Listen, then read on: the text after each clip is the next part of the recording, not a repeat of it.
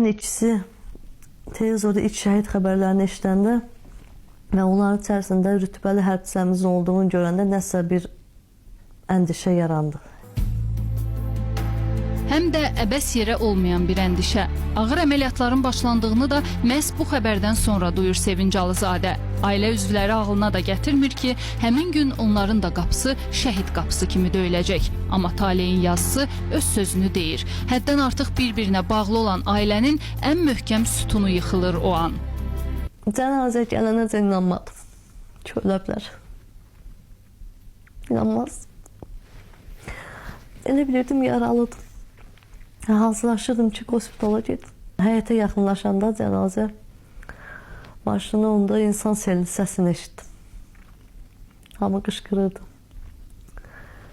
Hamı qışqırırdı.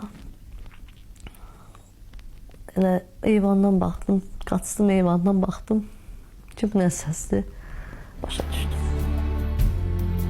Elə həmin vaxtdan həyatı büsbütün dəyişir ailənin. 3 il ötsə də bu yara köz bağlamır.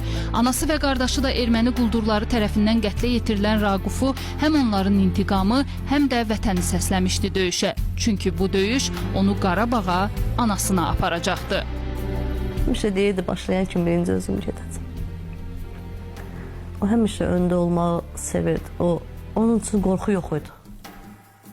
Atasına daha çox bağlı olan kiçik oğul elə onun yolu ilə getməyi qarşısına məqsəd qoyub. O, atasını sanki oyuncaq əskərlərlə yaşadır. Bu əskərlər qırılıb dağılsa da oyuncaqları atmır. Əskər palatasında sanki sağalacaqlarına inanır. Oyuncaq olsa da atılmasına, unudulmasına qıymır.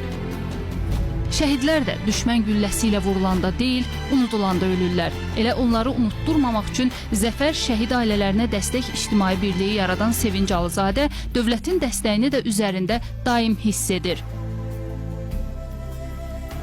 Bugün mənə dövlətin ən yüksək səviyyəsində dəstək verilir. Heydər Əliyev fondu artıq bütün layihələrimizə bizə dəstəkçidir. Elə bir iş olmayıb ki, elə bir layihə olmayıb ki, mən ora müraciət edim və kömək almayım.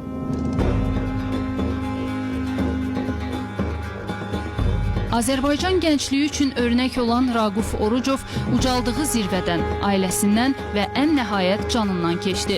Ancaq vətən ondan keçməyəcək. Şəhidin qanı yerdə qalmayacaq. Ülkər Sarıyeva, Famil Acalov, İTV Xəbər.